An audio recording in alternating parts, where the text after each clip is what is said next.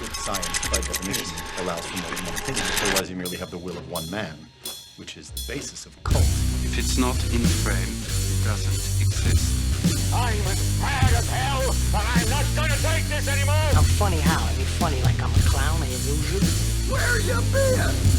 Drunk. Wendy, darling, light of my life. What is your one purpose in life? To explode, of course. I like death with sex. How about you, Casey? You like sex with death? Yeah, so fuck off and die. All right, bud. We're gonna talk about some cinema. This is not. I wouldn't consider this cinema. Oh but God, hot I consider- already. I consider this a great film. This is and film is the closest I would get to the dozens of people that listen to us. This is going to be what scares the rest of them off. Is this podcast? This episode? I know what we're gonna have clones or people too only. Yeah. My mom and my brother and sister will watch it, and then clones or people too. That's She it. says, comes And in, that's she and that's just the says, audience. Cult of cinema knowledge. Yeah, Which dude. is this Beaver- podcast Beaver's got it. Yeah, dude, Beaver. I'm Beaver over here. That's Jordan over there. Yes. I'm scared. You know, I'm not scared. I'm just like. I'm not scared I either. try- We're finally tackling a large IP. I don't think we've ever really gotten. I guess we watched. did the first, technically, like, we watched Star Star Wars. Yeah. We watched the first Star Wars, and that counts clearly as it's the biggest IP in the world. It's like, Yeah. But it's also like we watched its like humble beginnings, and I don't know. This just feels more like where people know that Star Wars is dated. In this film, people just like it's so new that like it's so fresh in everyone's almost 20 mind. years old too, which is crazy. I know, which is crazy, yeah. But it just I don't know. Well, Man, it it's kickstarted. tough. It like kickstarted essentially the mess that we've been in for the past 20, 15, 20 years in cinema. As far as just like making Sam Raimi also with the Spider-Mans, and then this with Batman, and then it's like, and then obviously. Like I think a year or two after this is when Iron Man came out, and then the rest. I think rest 09, is, yeah. I think yeah. like The the rest next is the rest is history from there. But like, it's like this showed that it's like, oh, this can be. They could take these things that are cartoony or goofy and make them grounded and real and also popular in all the ways. So obviously today we're talking about the Batman, The Dark Knight, the one Batman movie that everyone says is the best and is. So I said to Pablo earlier, and I hope he's listening to this, because he did say, I'm going to say this right to him right now. I'm going to stare down the barrel and be like, he said to me that, that I'm a hipster and I have shit taste, and that I said that The Dark Knight was overrated. And I'm going to turn around with that. And I'm like, you know what? I'm interested to watch it again, because back when I was in high school, I was much more of an edgelord when it came. I was way snobbier. Like, if you've been listening to this podcast and you know Jordan, I've opened up to a lot more movies. I'm still film snobby, but my net is wider and I'm more accepting of what I once would have deemed lesser than. And we were the group in high school that were just like too fucking cool for The Dark Knight. You know what I mean? Like I remember me, you, and David, everyone's gushing about it, and we're just like, yeah, no one needs to calm down with those spinning camera shots. They're not cinematic. Oh Trying my to be God! cinematic, you bitch. No, please. That bothered me so much. And do you know what? Do you know what it is for us? So this is kind of the. But it hasn't changed. progression My of opinion most- hasn't changed. No, if anything, right. it's gotten worse. No, I agree. Yes, I think it's gotten worse. But I'm so far away from it now that I'm like, oh, I can relax. I'm calm. I feel a little bit better. I think the thing for me is at that time, Christopher Nolan didn't make spectacle yet. And so we were like, I was like, oh, because even with Batman Begins, it's not spectacle in that. Like, it gets actiony, it's a blockbuster film that he made. But it's got, I don't know, but it feels, I think that's the thing, it felt fresh and grounded, where this film holds true to all of that. And like, I like this film. I think I gave it like 3 stars. I think I'd give it, I feel like that's a healthy star rating. Yeah, that's fair. For me, it's because my entertainment, my the value that I extracted from this film. This and is the a rewatchability. This is a I think 3-star movie. I think it's got for me as a great well. rewatchability. But But, I think but it's like, people, it's a 9 coming from Nolan. It's a 9 out of 10 on IMDb. Like, I know, right? I mean, that's fine. That's everyone's taste. I think it's no. It's funny though. Go to Letterboxd right now. Everybody out in podcast land. I implore you to go to Letterboxd and then search for like 2-star to 3-star ratings in between that range, and they're all like critical, but like praising. they all love the film, but they're all just like these are kind of there's certain pitfalls here and there, and it's just like it's a good film, but it's masterpiece not made in cinema, like. And so I think that's my biggest thing is like I think Christopher Nolan, because he wanted to make Inception. That's another. Here's a fun fact, because there's about 650 trivia things on IMDb, but one that I found that was interesting is like this was his catalyst to make Inception, and that makes sense because we got that. I mean, Inception's cool, and I think I like Inception more than his Batman, franchise. 100% for me, But, like without a doubt. But and which is funny because not to say I love Batman too. That's something we'd have to get into too. It's like you and I both share a love and admiration for the original cartoon series, or not original, but the 90s animated series. Animated series, yeah. And like and I love Batman Beyond, and like the I'm best a fan of, the best I'm a fan of Batman Dark Knight, movie, the comic. The best Batman movie period is Mask of the Phantasm, probably so. Dude, right? Have you ever seen Mask of the Phantasm? You know what I'm talking about? No, I haven't seen that. Oh, it's the animated movie from the Phantasm? 90s that ties into the show, to the animated series. I don't know if I've seen that. Yeah, it's animated from it's like 98, I think, but it's awesome. And I actually watched it recently, but I didn't put it on my letterbox. So Mask of the Phantasm. I'll have to check it out. My kids, I've probably seen it. Well, because that's my thing with Batman either. I've never been the biggest, I was never really into superheroes, really.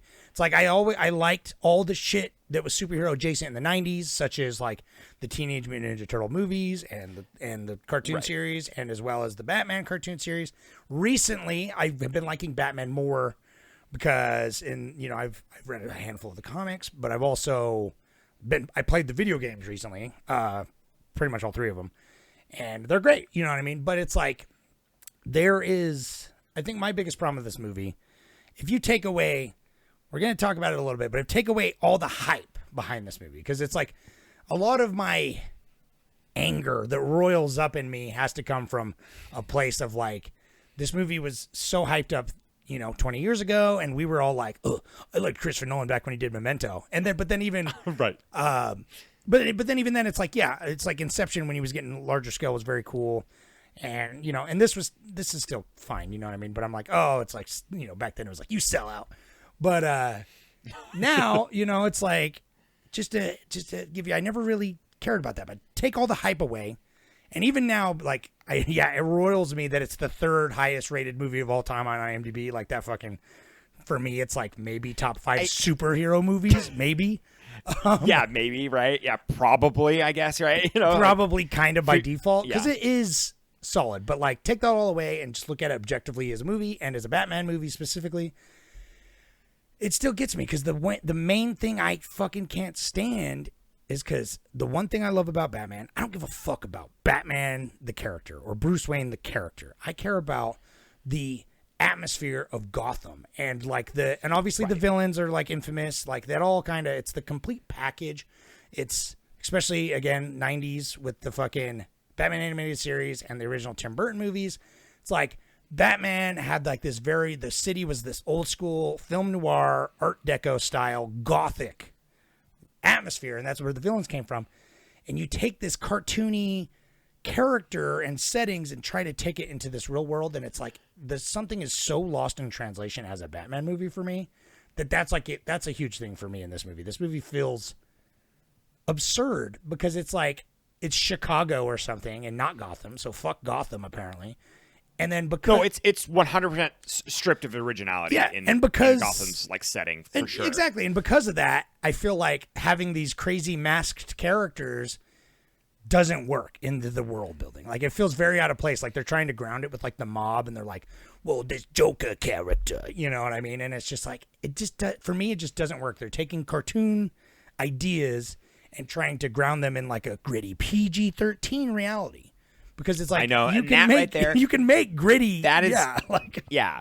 And it's so funny, though, because I think it's like, that's what's so hard, man. I think it's like, for me, man, I think it's hard to create a Batman franchise that I really like, and I think it really is just because I don't like comic book movies that much that aren't like kind of interesting one-offs. Like, I think we're like, I wish that Batman, because like the Batman, the ones that the Robert Rob Pat Pattinson one, you know, yeah, like I think that Gotham looks cooler there, and they took noir, but they like- took like a '90s neo noir vibe for it, and I'm like, I'm there for it. It still has plenty of problems, but I like it. Yeah, I there's think I so like many- it more, but it's got tons yeah. of problems too. I definitely, right, of course, and I think it's just coming down to, this is kind of the fact I don't really like Star Wars very much either, is because there's nothing, it'll never fit a perfect niche for me. Like, it won't be dark and gritty and graphic enough for me, and like, it won't have him being like a detective. Like, I wish that like the pacing could be a little bit slower and more methodical. Like, this movie on its rewatch, you know, because this is like my fourth or fifth rewatch, Something like you that, know, yeah, throughout probably, my life. Yeah, probably fourth. And like, the pacing's great, but like, it is like, it's just like, let's just get this plot over with, you know, like, Dude, let's just go. And like, it's like, you know, I agree that let's not like breathe at all. Yeah, the pacing is good. It's because that's kind of like when Christopher Nolan started getting like that. He had a little bit of that in like, he's most criticized for that now, where it's like, you know, Oppenheimer was basically, I struggled with it because the whole thing felt like a music video, the way that it was paced. You know, everything was a montage of a montage, and like, it's like 5 scenes tied together. And that's fine. And like, yeah, Dark Knight is paced really well, but it's structurally, I feel like, clunky in the back half, like a lot. But even like, because when it focuses more on Joker and then like the boat situation and stuff like that is interesting, but also, well, they do like the Joker gets like 3 ticking time bombs basically through the whole thing, and that's how he like, that's his like demonstration of like power.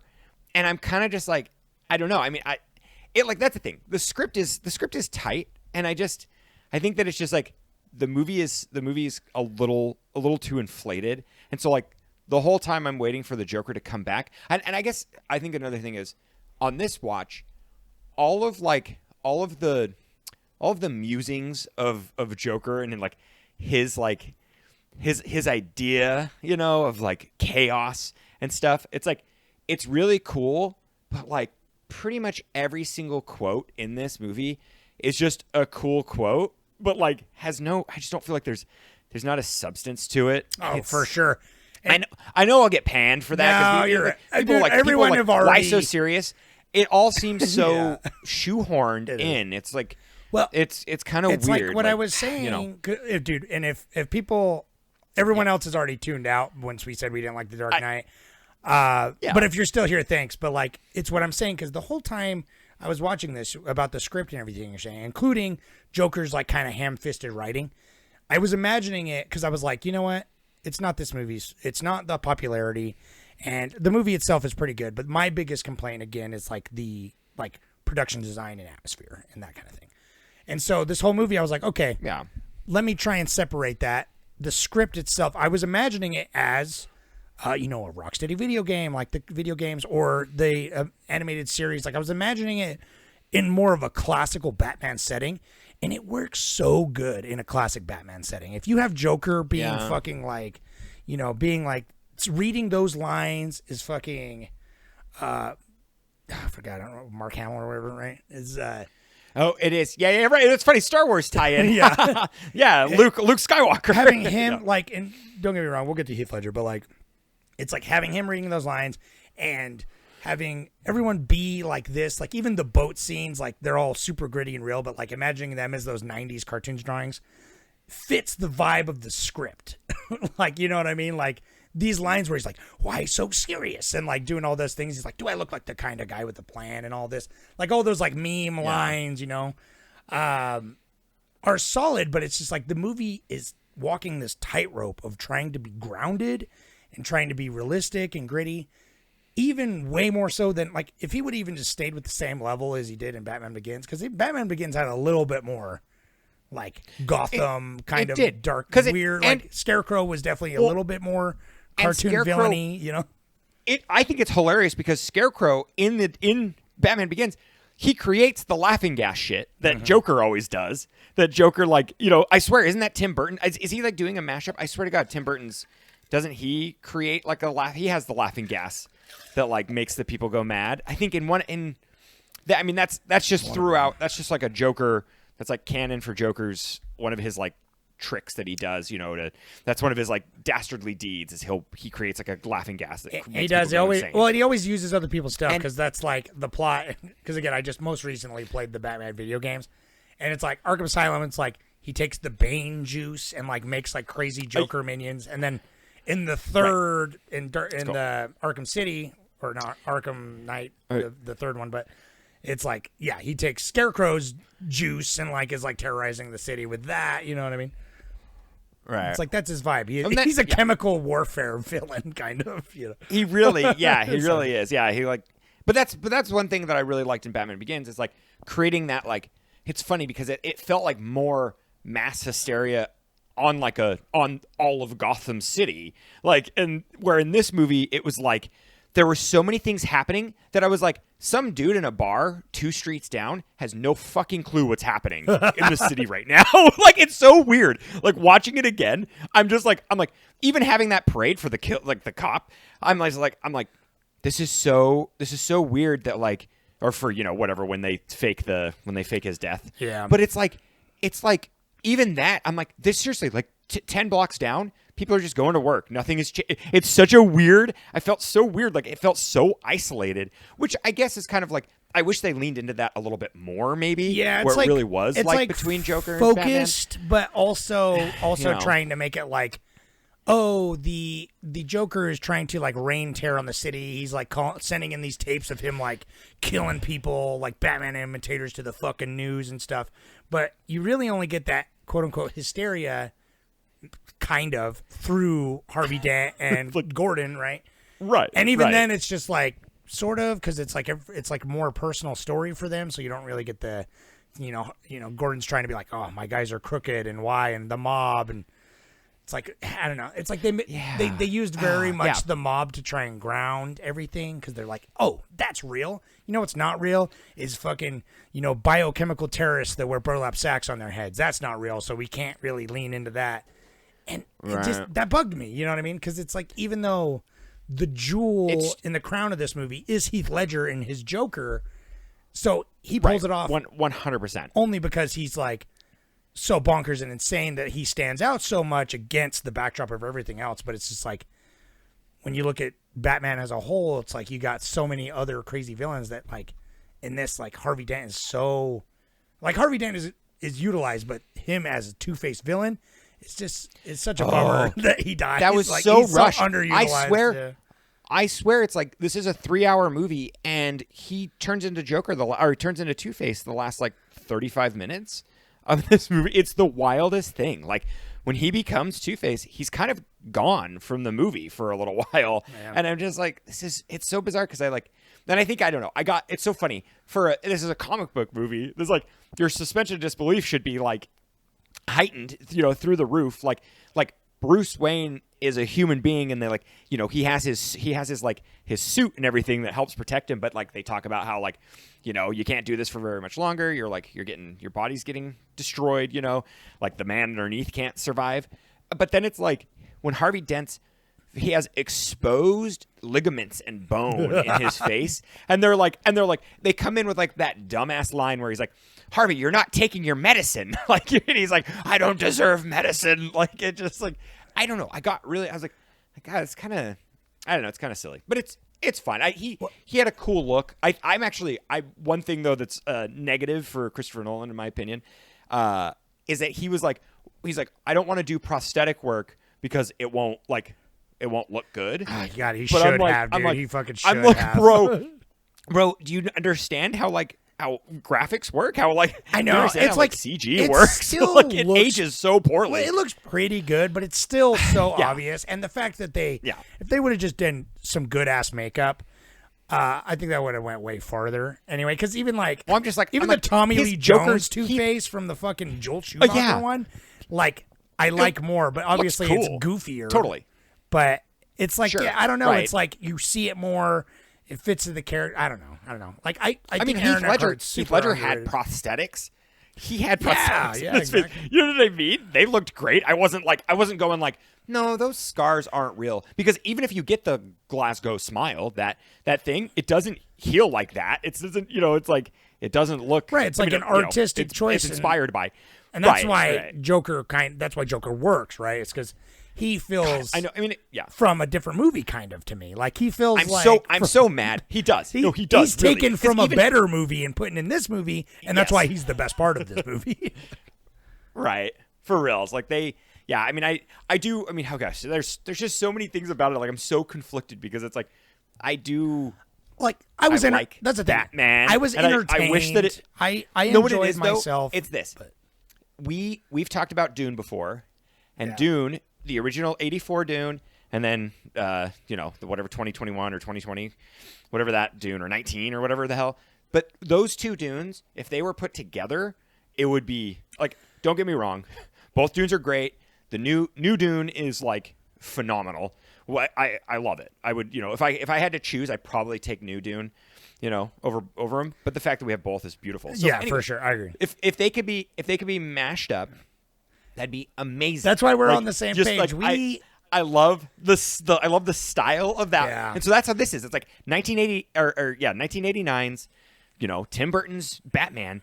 It's like I'm like, I mean, maybe I have nostalgia glasses on a little bit, but not really, because I'm not even really that big of a fan. I enjoy this. Like, that is a comic book that has been grounded, in my opinion, where this movie feels like they made like a cop procedural, and they were like, we're gonna try to throw in some like For characters, sure. and they this blend. I this guess they feels blend like a the mid realism. 2000s like Soderbergh style thriller. This is like just a very like cool, straight. It's almost like a courtroom. It's got some like courtroom drama stuff in it too that like gets like they do a lot of like there's a lot of like deliberation and like them talking in rooms, and I'm like, okay, I like that aspect of it. And it's weird. I didn't feel the runtime of this film, but there's so much stuff where I'm like, this could really be cut out. There is so much stuff that like there's so many conversations with the mayor that is like useless, and there's like when like fucking Gary Oldman's on the roof, there's so many conversations with them on the roof that are like there's a lot of cool pointless. stuff that like lead like that's the thing. It's like and that's the thing that Christopher Nolan always does great. He does really good like set piece moments, and he does really good like kind of like like reveals, like when it's like, oh shit, look at that crazy, like that was this all along, and that nurse is actually Joker kind of shit. But it's just like, yeah. It's cool that, Batman goes to Hong Kong to get that guy, and he does it with the fucking airplane. Like, it's cool, but then when I'm stopping thinking about it, I'm like, God, that was like 40 minutes of that plot line that could have been an email. Yeah. Like, I don't Right. care that much about how the mob, like, he's got to get that guy back because the mob's like fucking, smuggling their money and all this. And I know it comes around to like, that's how Joker comes into power, sort of, but there's a lot of stuff like that where I'm just like this stuff at the end with the boats. I'm like, this is cool, and this is an interesting, tense scene, but also like you spent it forever building this plot, and like the character development is barely Batman. It's mostly kind of Harvey Dent and Commissioner Gordon. Right. What little there is, it's like about that and about his downfall and so on. But I'm watching it. I'm like, this is cool, but like this feels like a side quest. You know what I mean? Like, I'm like, what? This doesn't feel like the climax. Because, like, and I know it's, like, different structurally, but it's like when you ask yourself the inciting incident, a question at the beginning of the movie, you're kind of supposed to answer that question plot-wise. And you obviously don't have to, but with the climax. Yeah. And so I'm like, the climax of the boats and then the fight between the Joker and stuff, I feel like that is like somehow separated from like all the setup. Like, I don't know like what it is. And I know that's probably people would be like, oh, but that's Joker. He's chaos and whatever. But Sure, but even then, yeah, like you're saying, structurally to the film, and I feel like this movie. So in my comment on Reddit, go to our Reddit r/coldest of knowledge. You're just bragging. You commented for once. I know for once. I know, right. Look, I'm tying it into the podcast. I do this all the time. I'm proud of you. Very Yeah. organic. Yeah. Yeah. But anyways, I commented that I think that like, and I've been trying to rack my brain on who I would want to make this film, because I feel like Nolan set a really nice tone for the original, or for his original, whatever, his trilogy. I think Nolan did a great job, and I wish that he was just like the executive producer of this movie and somebody else directed it. And it's hard for me to like. I've been trying to piece together who I'd want to direct it, and the irony is I really think that like at the time, if Zack Snyder did have the chance to live in this world, I would have really liked it, because what he did with Watchmen was awesome. I was going to bring up Watchmen. I think but the irony is that Zack Snyder did get his Batman, and it's and like that's true. It's awful, and so But, I've got to but I'm but bummed kind of because for the same reasons, kind of, right? Like, I know, just with right? more Yeah. CG. Like, it's this kind of the same problems where it's like trying to be too sleek and too grounded and trying to be too relatable, when it's like superhero movies aren't popular because they're relatable. They're popular because they're escapism, and it's like you can take. Like, Watchmen is a perfect example of how you can take something that is just like fucking crazy. Like, can you imagine if Zack Snyder had made Watchmen, but like in the style, or just scratch Zack Snyder at all? If fucking Christopher Nolan had made Watchmen in 2008 and it was the same production style as The Dark Knight, it'd be fucking god awful. Because you can't take that logic. Like, you can't take fucking Dr. Manhattan and be like, yeah, this is real. I know, put him in there. But and that he's is the only exactly, one. That's a great. He's the only one with powers in that movie too. So it's like, because essentially everyone in Watchmen is Batman's. They're vigilante styles, more or less. But like, right, sure, yeah. And I guess that's somewhat the appeal of Batman, is that he doesn't have powers. He's like the vigilante, and a lot of his villains also no powers. It's they're chemical weirdo. Like a lot of them kind of do have powers, obviously, but it's like, there's always like some based in reality reason they have powers for the most part, like poison ivy and shit. But yeah, it just, I don't know. For me, I know it's a personal taste, so it's like, I think the movie's like kind of disjointed and kind of doesn't. And it's fit funny because I like doesn't fit Zack the tone. Snyder's style too. I think that Zack Snyder does he does the really good like 90s just fucking like roided out, like the really big chunky style of like those old, like the old comics that are just like super thick, and like I really liked that, because like the 2022 Batman or whatever, the newer one, it tried to do it's definitely some millennial shit that's like really, it's like really sleek, like he drives a Mustang, like or whatever, So, like he drives that. I don't know. Yeah, see that, and I know that's like personal taste or whatever, but I just like This is. Well, right, but this is our personal opinion. I think it's funny though, this to derail us a little bit. So the first time we've ever done an episode without a little synopsis, but it's kind of this movie kind of runs on it. It runs on its own. Late. It's like it's too late now. You're right. I totally forgot it's about kind it. of like it's kind of like it's like a Star Wars or something, where it's like this film is so big that it's like, if you don't know the plot, it's Batman. So it's like, if you've never been introduced to the idea and the concept, the character of Batman. Well, I'll say it right now. The plot of this movie just kind of sucks. Like, it's just kind of boring. It's like the plot is kind of. That's not why you watch The Dark Knight, is because of its super cool plot about the mob and shit. You know what I mean? It's like you're there for Batman doing Batman shit and Joker doing Joker shit. Like, that's why you're there.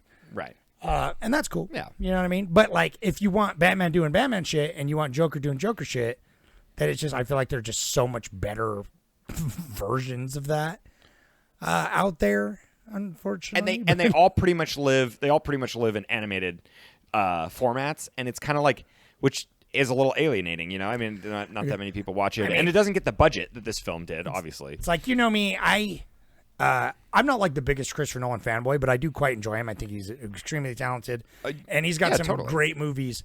And on the opposite side, I fucking cannot stand Tim Burton. But I think the first Batman and Batman Returns are the best, by far the best live action Batmans, I think. Especially Batman Returns. They really honed it in there. Like, I like the first one, but Batman Returns, the fucking penguin and everything, and the Christmas vibes are so good. Because it's so good. It's so much. That's the one thing that Tim Burton knows how to do is atmosphere. Like, Tim Burton's a fucking kind of a hack and overall, but the dude gets atmosphere. Those are fighting words. You know what I mean? He gets it. That's his whole thing. And so, like, him doing a Batman movie makes perfect sense. And it's like, it's the gothic, it's noir. There's like fucking matte paintings and shit. Like, it doesn't. It takes itself just seriously enough. Because that's the thing. Watchmen, it takes itself very seriously. You don't have to, especially now, you don't have to sacrifice like fantasticism. Like we know now that it's like obviously there's a lot of dark fantasy and dark sci-fi and shit that's like quote unquote fantastic, you know, but is also very like grimy and dark. But it's like you don't have to sacrifice that stuff in order to make something grounded. Like you could have made a PG-13 Batman that just had like I don't know, I just want different production design for this movie. Like that's the thing. I hate the production design. It's so boring. I know, right? It really is. It really is hard. That's the one thing I can't get over it. Like even every single my main example is like when he jumps out he's on the Batmobile, whatever his bike. He's on the motorcycle. The motorcycle, like it's I don't know. Everything about this is like kind of dinky and it feels weird. It's like it's just so hard because it's like. The 1989 one, Tim Burton, like everything in there is like wobbly and plastic. Like it looks, you know, it's like it definitely like it looks very comic booky and it looks kind of cheap. You know, even for the time, I feel like it's like everything that like, had to be built. And so it's like this is like modified with CG and stuff too. And don't get me wrong, they built all the like it's really cool. And I do think that like the like 4-wheeled Batmobile in this is basically really a tank. It's cool. Yeah, it's a really sick design. Like, so I do like that. I just think it's like for this one because it is a sequel, and that's a whole other story for me personally. I'm not a big. I know sequels are always hard for me because like they always have to go bigger, and then that's I think what happens is sometimes they'll lose character and story and plot and stuff for trying to make it more spectacle. I agree with you to an extent because it's like most sequels. They do a really good first one, and then they're like, "Oh, we got to keep it going, keep this gravy train going." The really good sequels make the first one feel like a prequel. That was like, it was just the context, so you can fully appreciate the second one. That's why it's like, you know, one of the best sequels of all time is like T2, right? Terminator, and it's like, of course, the first one is fantastic on its own, but like you watch the first one now, I think to get context for the second one, you know, to be like, that's the setup, you know what I mean? That's the season 1 of Game of Thrones, so you can understand the rest of the series, you know, afterwards. Exactly. Yeah. No, that definitely, that would be the pilot movie, basically. And this is more like serialized, you know what I mean? Because it doesn't follow the same story, but there's some like connections to the previous one, obviously with like Cillian Murphy being like one of the main ones, and like the whole Rachel stuff, but it's like, that's the thing about these kind of things. It's like you didn't need to make it a trilogy because you weren't really taking like this overarching story. Like, it's about like the rise and fall of the Batman and then the re-rise of the Bat. You know, it's like I get that's where Christopher Nolan was kind of going with it, but it didn't feel like it didn't need it. Yeah, sequel-wise. That's right.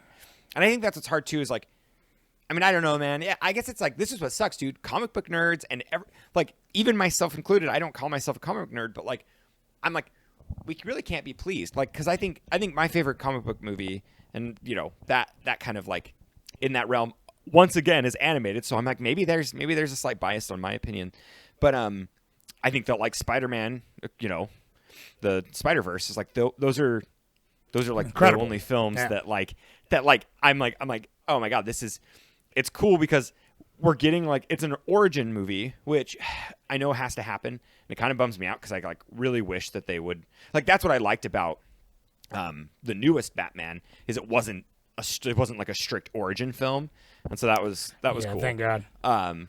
You know, which is great because it's like we don't really. it's so entrenched in like in society. That's what I think about this movie too. Is like, Well- even though this is like it's a reboot, and if you think about it, there wasn't what was the last Batman movie, like 96 or something? So this was like Yeah, so it years was, or it was something, probably like, so it's like- 99, 98. It was Maybe 98? Schumacher's couple Batman, something like that. It was one of the Batman Yeah. Forever, I think was the One of last those. one. It was like 98. yeah. Oh, and I guess duh. When did Batman Begin came out? Like 04 maybe? Yeah, that sounds 06? right. I can't. 04, Somewhere around there. 05, something like that. I know. No, yeah. But I don't know. I mean, I guess it's just the fact that like Well, this gets done every like 5 or 6 years. We're It's like, gonna- Batman like We're gonna build on this conversation because I felt it. We talked about doing next month. Talked about doing plays, movies that are based on plays because I like that, like for the acting and stuff. But I'm gonna put that on the back burner until maybe next month. But because this month I've been like, you know what, this movie irked me because I feel like it was not. I don't feel like it's a comic book movie, and I think maybe that has to do why it's so successful. But as you were just saying, and as we've been saying this whole fucking time, is that like comic books inherently, like they don't exist in our reality necessarily. Like there are some stories that definitely can, but it's like that's kind of the point. And so when you adapt them into like the cinema, you know, into the film medium, it's like it's a translation. And I feel like The Dark Knight is like, and I'm no Batman comic book like aficionado, but like I feel like it's not that good of a translation. Like on its own, it's a fine movie, but it's like having. There's just not. There's something lost in the sauce there that just is not working for me. So it's like, I'm like, I got to do not superhero movies. That's why I said comic movies specifically next month. yeah, comic book, right? Because even though I'm not like a huge comic nerd, you're the one that got me into comics, and even then, it's like I only read graphic novels. So I know, right? I think that's my thing. Is like we're snobs and like we're hipsters and everything we do. So when it came to like comic books, I think this is what happens is like I was just saying earlier.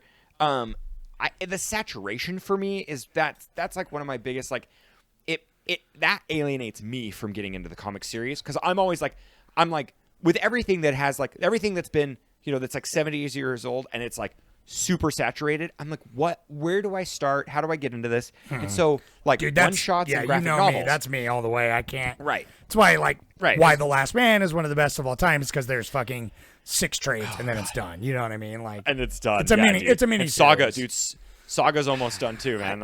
Oof. I can't wait for know. Saga to be done. But and like Yeah. Fatale is probably like my other favorite. But Yeah, Fatale's great, and I love Fell. Obviously, but that's Fell, like, that's like yeah. a comic that doesn't even exist because that was just like that's an afterthought. But yeah, so it's like that's the thing. I think we don't. It's funny because I resonate with like I really liked when we watched Suicide Squad. I really liked. we never those- watched it I for liked the those podcast. characters. But like. Oh my god, I keep saying that. Yeah, but I did feel like this ran because even I independently. don't really like Guardians of the Galaxy. That's like another kind of idea of like the James Gunnification, like the kind of making it whimsical. But it's like that has a very specific artistic vision, and so I feel like that works better for me. Even though I don't love that movie, I think it works better for me as a complete package than The Dark Knight for me. But like the newest that's true, iteration huh? of Suicide Squad is kind of like I feel like they're just trying to kind of figure it out in the mainstream because like Deadpool is fun, but it's like it's too sardonic. Yeah. And then the newer Suicide Squad kind of walks the line perfectly where it's like it's a hard R, it's got a very strong artistic visual style. It's very much like a heightened reality that you're walking into. And it's also like silly just enough without being too over the top fourth wall Deadpool style. So I like the new Suicide Squad better than Dark Knight 2. And I know I sound like a fucking like this whole time I feel bad because it's like we don't want to be elitist film hipsters. Well, we no, like all things, but I can get into like the things that like some of my favorite things about this movie, The Dark Knight, that we watched. Like that's where I go. Like I think this movie that in my comment on Reddit I said I feel like Nolan shouldn't have done it because this felt like an afterthought. Like I felt like he was even though this movie had like $100 and something million, whatever. I'll get to that in a minute. But it's like this had a lot. Like there was so many people working on this for so many months, like effort, tirelessly, and like it shows in its quality clearly. Like it's kind of like you get what you pay for. But I think when it comes down to it, like Christopher Nolan just felt like he was working on Inception because he was working on Inception before he even made, Begins. And so it's like, I just feel like Inception was really like it just in his giblets, and he was just like he needed that. And so like this was a movie where he like worked hard on it, but I just feel like he just was kind of at arm's length of this movie. Because I don't know, there's something about it where it's like I feel like they were like, let's do it, and they shot it all, and I bet they had like, I bet you they had like another hour of content, that they could have put in this. And so he's like, well, we'll just like, let's rein it back in, and make this like 3 hours instead of like, 3 hours 45. I agree. It sounds, it sounds disingenuous when I say like, it's like autopilot. But I'm trying almost. to get, right. But I'm trying to get to like, after saying all of this is like, that's kind of my like, that's speaking my piece, but I did enjoy this movie, and like I was looking forward to watching it again, and I was happy that I watched it. And honestly, like, dude, I know I'll watch this movie again in my life. I'll probably watch all three, because right after this movie, I started watching Dark Knight Rises, because I was like, oh, I've only seen that movie once, and I really hated it. And so I was like, well, I want to see what's up. And so it's got a strong start. Maybe. Yeah, that's what I was gonna say. The first hour maybe is what I watched. Probably maybe 40 minutes or something. Kind of like anyways, but like I was like, this is cool. This is great. I'm like, I'm in the world. Like when I'm, I actually think I kind of like Rises more, which I know I know that's blasphemous. It's kind of more it's more consequential. I get it, because it's like, as watching this, I was like, because I know that's not exactly what you're saying, but I kind of agree. This feels like kind of autopilot. Like I feel like you got a good editor, you got Hans Zimmer score, and then you got good performances. You just fucking let it go, and it's like you just kind of go. Yeah, you can't make a bad movie. Yeah. With the amount of money and studio and everything, all the pressure involved in this film. Yeah. You can't really make a bad. No. Well, that's what I'm saying. You just wind it up and let it go, because obviously the fucking Heath Ledger, Aaron Eckhart, even Christian Bale, like it's sexy younger Christian Bale rocking it. Like everyone's good. Michael Caine's good. But it's like I even was disappointed a little bit this time around. Not in Heath Ledger. He was very, very solid. And I know Aaron Eckhart, he's great in every scene. Yeah, it's crazy. He still's the 100% the show every single time, no doubt. And Aaron Eckhart is also pretty underrated, I think. But it's like fucking the villain, like Joker's a villain in this. When you compare him to like the straight up villainy and chaos of both the main villain from the first one, Scarecrow, and then Bane from Dark Knight Rises, like they're so much bigger. Like those, I think that's the thing. It's like, I don't like Dark Knight Rises either. I think it's trash, but it does feel a little bit more like what I'm talking about, where it's like they got the whole city fucking cordoned off and the criminals are running loose. Like it feels a little bit more like the Gotham that I would expect to see, even if these were the only 3 movies ever made. Those feel like that's the character. Like, you know what I mean? You got these fucking masked fucking villains running around, and Bane being all Baney and shit. I know, and Bane felt more. I'm sure Dark Knight Rises is like rated PG-13 as well. Oh yeah, but Bane felt like he actually would kill somebody. Like where the Joker does, he kills people in this movie. Obviously, but he blows them up. But Joker tries to like, he gives this weird like hands-off approach to it, which is kind of fun, and that kind of is that. I mean, that's Joker's kind of like MO throughout the whole series, is like he has people who work for him, and he is kind of like, he's like, the fucking Invisible Man. Like he's very dastardly. He likes to do. He is dastardly. He likes to set up traps and then walk away and then like be like, oh, my trap is like set perfectly, and I'll kill you and stuff. It's like, and in this movie he like gets his hands dirty and stuff, and he blatantly kills people, but like it's funny because the people he kills more like bad guys than he does like good guys, quote unquote, in this movie. For sure. He's like, it's kind of funny. Which also, some of those scenes drove me nuts. I think it was like the editing, but it's like when he tells the first story to the one, the black dude that's the mobster, and he's like, you want to know how I got these scars, and the first time, and then it just like cuts to the other guy, and it's like, oh, intense musical string, and then he just falls over dead, and I'm like, so did he just murder him with that knife, I guess, is what I'm meant to insinuate. No, that happened so much, and I'm like, that got me so mad. Like I was like on this watch, I was like, it's like, God, it's funny. I'm like, when people get older, sometimes they kind of get them a little more squeamish. They want to like get away from the violence. But I'm like, I need like more in this like world. That's how come like the newer Batman, I'm like, okay, he's punching that guy to death. Like he might not explicitly kill people, but like he's happy to just like cripple you. I don't even need. Yeah, no, I agree, but I don't even need like the actual violence. But it's just like I feel like the implicit. It's like fucking and editing. It feels like you're editing around it. Yeah, the inferred like it's an violence. after school special. Like, yeah, that's what I'm saying. It's like the inferred violence could be done better, but when you just cut to a dude's reaction with a hard musical string and then cut back or just change scenes right when something violent's about to happen, like it does feel like intentionally PG-13 in a way that hamstrings the creative process, which we've talked about before. And I'm like, I don't need to see the violence, but think of a more creative way to show implied violence, because sometimes implied violence is fucking way more terrifying than actual violence. And totally, if done right, all the time, yeah. And like that's the thing in this movie. It's like so much like I'm gonna kill this guy, and then he does, and you assume it happens off screen. He's like, "How many of your friends did I kill? 6." I'm like, "Did he? Did his guys kill 6 cops?" Apparently, I guess. Like, yeah, right. No, like literally, like he like shoots like eight bad guys in the face, like with a shotgun or something. Yeah. Like it's like I kind of like when as I was watching this, I was like, it's like, man, he's got a lot of like he's the Joker, so he's like he kills anyone he wants. Like it's like to just like further his plot.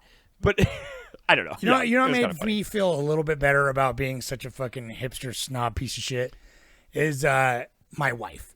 So she is the first one to tell me that I'm a fucking hipster. Like she's the first one that's just like every time I'm like talking about, I'm like, yeah, that's a piece of movie that you really asks a lot from you. You gotta give back and you gotta like kind of chew it apart. I'm talking about like David Lynch and shit. And she's like, oh, you're insufferable, you know what I mean? But we were watching I put on The Dark Knight during dinner because I was just trying to get through it.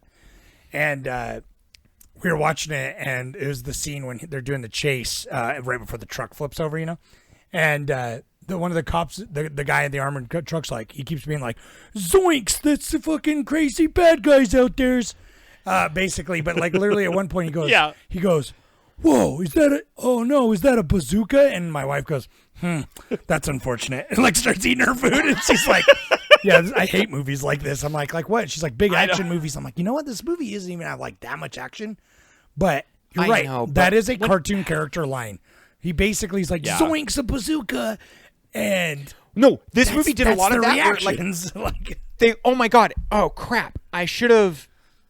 Oh, I was gonna like write it down, but now I really can't remember what it was. But there were several incidents where they would like definitely just blatantly say what is happening to move the plot along, and it was weird because it's like, you have to, you need to move the plot along. And so you can either you can show that with action. You can show it visually with some transition, or you can verbally have a character say it. And there were so many times like it's little things with the cell phone. It's so just he was trying to get the cell phone into Hong Kong and because, he does whatever Morgan Freeman's character is it literally here's your cell phone. Then they scan him, and then he goes in, and then he has a cell phone, and he's like, "There's not supposed to be cell phones in here. Cellular phones, people. Cellular phones." And it just that kept happening through the movie, where I'd be like, man, they're really he's oh my god, with the police. This was the biggest one when they get there. And you find out because it's a great reveal, it works. But there's a couple weird when the SWAT comes in and they're trying to get the hostages out, and the hostages are in the clown masks with their hands taped to guns. That's awesome. That's great. That's a great. That's classic Joker, man. That is, exactly. I know, and it's classic Joker, and it works so perfect because it's the chaos of them trying to get it. I felt like personally it was a little too intense to go from. It was going from boat to boat, then to that, then to Batman, then to Morgan Freeman, then to boat to boat. It kept, I don't know. There was I was a little too much going on now. But anyways, it works fine. It doesn't really get too convoluted.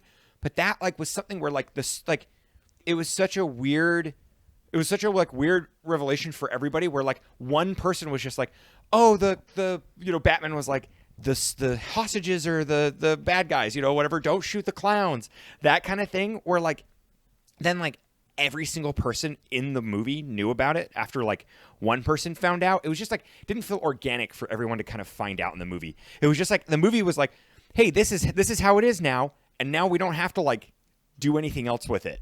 And that's just kind of totally. And it just happened enough. It just was layered enough in the movie where I was like, man, well, like you like, say, I will think of this. I'll think of this movie fondly because they have a private Heath Ledger. Conversation about like the Yes. Joker, the Batman. But then again, like you said, then Yeah. suddenly there's a parade, and it's like it's Yeah. like a thing now because the audience knows. So therefore, it's like the world knows, I guess. The world, right? And I think that's a big thing is where it's like I stand.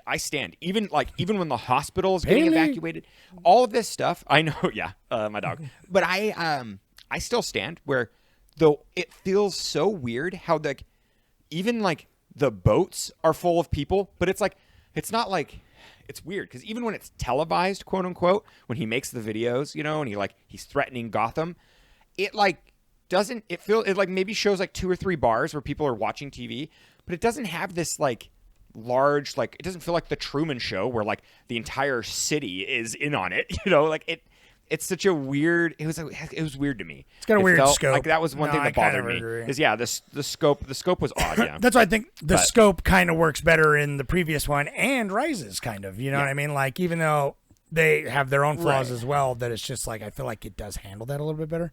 But like I think it's just this movie's just trying to be too sleek, man. Like I feel like I could show scenes from this movie that don't any scene that doesn't star any of the main titular actors or any of the like fucking crazy masks, and you would not be able to guess what movie it's from. Like I'd be like, when fucking Harvey Dent, he's like, "You're lucky, but your driver's not," and he like crashes the car, and I'm like, that looks like car crash stock footage, man. Basically at this point, like it could, it just had, it's got no style. I don't know. It's fine. It's got some, but Right. I don't know. But there again, there's a lot of. I was very entertained by this. I do not really don't generally like this movie that much, but I am very entertained by it, and it has some awesome set pieces. Because even though I have problems in the story with like how the fucking boat stuff comes about, I do think it's tense. But like the opening scene is creme de la creme. Like the opening scene with the heist, the bank heist, Is beautiful. Perfect. Well, dude, other and then than to it do looks like a that regular bus- city. Throw some Art Deco in there. Perfect. I know. No, I know for reals though. Yeah, and if it's a little darker, Gotham's dark like all the time. That's called kind of the whole Gotham. thing. Like- it's it's supposed to be like even during the day not there's like daydom. fog. Yeah, like yeah, seriously. it's supposed to be like a mix of like San Francisco and like Chicago and stuff. So, anyways, Opening that scene. opening Yeah. scene is beautiful, and for them it's funny like there's a couple sequences in this movie that are they're huge. That is something that I actually am really impressed by. I love like the sequences and how they are shot in real time. Like it's all like they're all practical, which is really cool. Like they're and then they're cleaned up with CG. So that's dope. I 100% respect that. But it's funny, the bus coming through the bus backing up through the bank, to hit the guy and stuff. That was like the second hardest sequence for them to film.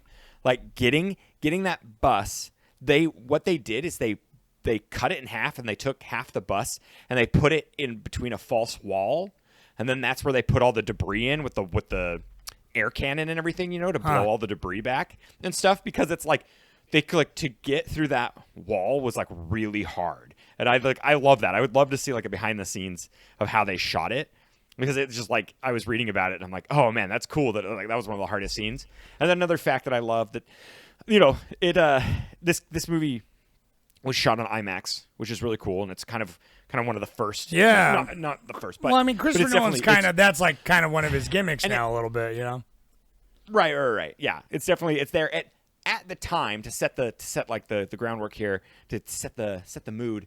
There were only 4 IMAX cameras in existence when this movie was made. Oh wow! And Christopher Nolan was using all 4 on this film, and he destroyed one of them. Oh, no. In the SWAT SWAT chase when they're chasing the armored car. That's cool. To get done.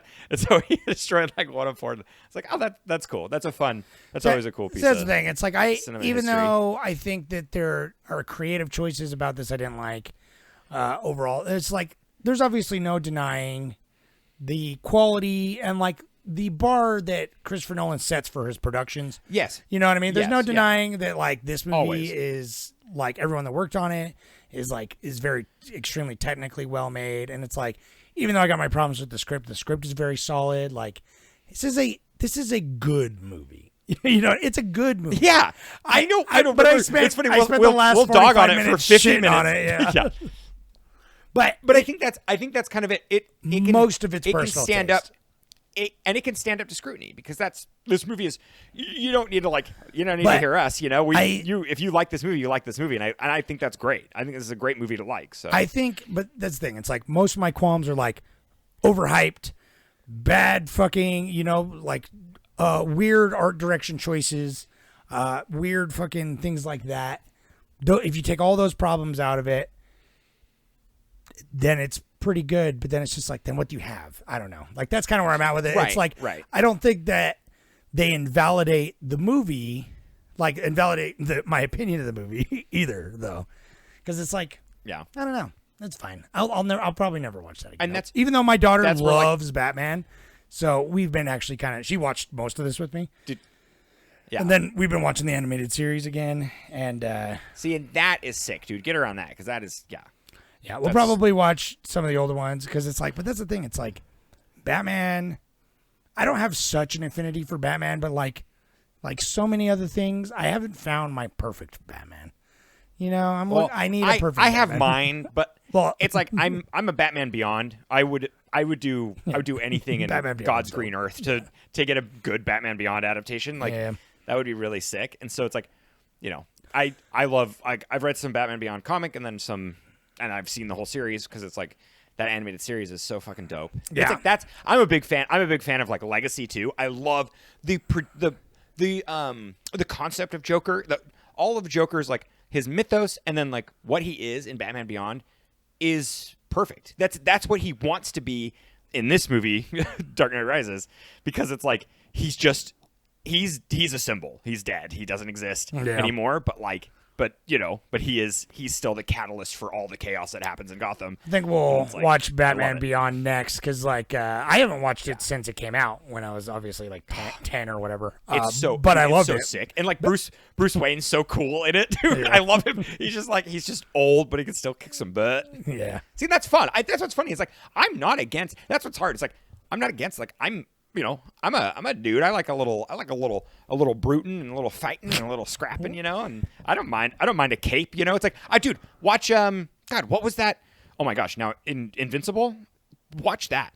That's pretty much like what I want. That's like kind of one of the best. Once again, it's animated, so I don't know. I guess I don't like humans. I don't like to look at a real we're person. doing comic adaptations next month. I started us off. I was gonna go right into like fucking American Splendor and like fucking Ghost World and shit, but I'll probably do Right, that, I'll probably right, do I that don't know. next week. But I did start off with like actual, I got like Sin City and the TNMT. I know, and we didn't get it. I wanted to mention Sin City just for like that's one of my favorite. If Sin City was a Batman adaptation, that would be if they just did it like that, where it's just like leaned so hard into it, but done well. The Sin City look is kind of one of the most unique films ever made, and so I love it or hate it. It's just like Well, yeah. It comes down to it's like we talk a lot about like this superhero comic book movies in general don't have like an absolute ton of quote unquote substance, and so therefore they rely a lot on style. And there's obviously a good blend, but I think summed it all up, it's just like you gotta have. If you're gonna be mostly style, you really gotta have that style and choose that style. Where it's like Dark Knight did not. Its style it chose was like, modern corporate, like was the style that Dark Knight chose. Yeah. Was just like, we want everything just very clean. It's very Which is funny though clean. because it works so well in Inception. I mean, I think that's Different like, movie. That's just the. I know. Yeah. Give me here. I got the Reddit open, but then I am curious about because I'm sure this made an absolute metric fuck ton of money. This is. I mean, yeah. This is like this. It's crazy, dude. This is insane. It's like so. This actually isn't one of the highest budgeted films ever, really. Like, it's not even like in the top 20. It was 185 million, which is insane. That's crazy, but kind of like, it's funny. I mean, that's what they do is they put that much money that's into a buttload, it. They know but it's gonna, but it started that. I feel like this was right before like Avatar. No, funny and, like, enough, when things funny enough, really the started first- getting crazy for this kind of thing. Right. So the first $100 million film, try to just take a random, just like give a guess. I'll give you the time zone. It's like, I think it's, oh God, I can't remember when the movie came out. It was like 96 or 98 or in between 97. I think one of those years. No, was it So, like, Titanic or that something? was the first $100 million budget. Dude, Titanic wasn't. Titanic was like 92 or something. I can't even remember. It's pretty like, good. So it was, or no, Titanic was over $100 million, but because it came out in like 98 or something. Anyways, True Lies was the first $100 million budget. Weird. Which is such a random, probably because Schwarzenegger had to get money. I don't even know, you know what I mean? It's got a lot of practical effects. I'll give you that. It does, yeah, and it's shot in like the city, so they shut down the city and shit. So it's like, I don't know. Yeah, anyways. It's weird True that that's Lies was the it. That was first kind of- one, yeah, because especially $100 million in the 90s, man, like, that's different. Because that's what I'm saying. It's like, oh, The Dark Knight was under $200 million, and you're like, that's still an absolute fuckload of money, especially for the time. But, like, it doesn't seem like that much when you compare it to now, when they drop $200 million on, like, fucking, on the drop of any IP. Boom, $100 million. Yeah. Like, 100 million easy. Well, dude, and that's Avatar. Avatar was like 500 million. You know, like a lot of the Avengers and stuff, they're like 500 million to make, which is just bonkers to think about. But it's all, and their distro is like nuts too. Like they do a lot. They spend like $100 million just to promote this thing. Well, so, anyways, how much did it make? This made $1,009 million. Like almost $1 $2 billion. billion? No. What is that? Oh my god. Oh, okay. One $1 okay, billion. I see. Yeah, I don't know how to say. Dude, no, I get always tripped up with that because it's like 1 billion. Yeah, 1 comma 0000 comma 0000. Right. $9. Nine. Yeah, no, like 9 million. Yeah, so $1 billion plus 9 million. Okay, that's still an insane amount of money. But that makes sense why they're like, oh, superheroes, comic books, and superheroes, they're the thing now, and they've been the thing. There are westerns. They've died out. I mean, I feel like they've definitely, like, people won't admit it, but like superhero movies, thank God, have started kind of dying out the last 5-10 years a little bit. Well, and did you know? I mean, it's kind of, they still make a fuckload like of money, Marvel, but they're not the center of the zeitgeist anymore. Right. Which is weird because I'm always curious what's gonna like fill that vacuum. You know, it's like as comic book movies are dwindling, what are we gonna get? You know, I don't know. We get animated sequels that make Hydra's head. Yeah, we get animated sequels that make insane amounts of money, like fucking Moana 2 or something, which nobody really talks about, but it made $1 trillion or some shit. So. Yeah, but yeah, no, that is true. I don't know. Like, we're getting a little bit more attention on like more indie and more weirder movies lately. I mean, fucking Everything Everywhere All at Once won Best Picture, and I never would have saw that coming in a million years. And that's a fucking high concept, scrappy little movie at the end of the day. You know what I mean? Those kind of shit. True. Yeah. So I'm hoping that's the route we go, where it's just like we always talk back, like let's bring it back to more $10 to $30 million movies, like just like that's the range. I know. That's what we've always talked about. That like let's get a little Sundance back in our lives. You know, we're just like, you know. Yeah. Anyway, I got one Reddit, and then we'll button it up. So, Clones of People 2 seems to disagree with this. He says, I've seen this a few times, but this was my first watch in a long time. Good. Yes. Great. Yes. Masterpiece. Nah. I think this is a very well-made film and looks really good, but it's missing a lot of subtext and symbolism that would elevate it from being a very good entertainment film into something that is quote-unquote cinema. That said, I think this is highly entertaining and probably the crown jewel of the superhero genre. The film feels mature, and although it's basic in execution, I didn't find it to be overly generic or formulaic. This is easily better than any Marvel movie I've seen. Heath Ledger is great in his role, and there are a few other actors that I like, namely Gary Oldman and Aaron Eckhart. 100% agreed. Didn't even talk about Gary Oldman. He's the dude. Love that guy. Even though he's underused in this too. But big time. It's the character though. But it's like the character is a good character, but it's just like Gary Oldman can't. And it's funny because flex. Detective Gordon is like he's so big in the animated series though too, and it's like he's so used in like other IPs. Anyways, other movies. And then he goes on to say, overall, okay, it's not the second coming of film as it's often said, but I think this is a mighty fine film and it's very entertaining. 8 out of 10. Well, I guess you pretty much agree with us. We're just harsher because it's like I agree with all that.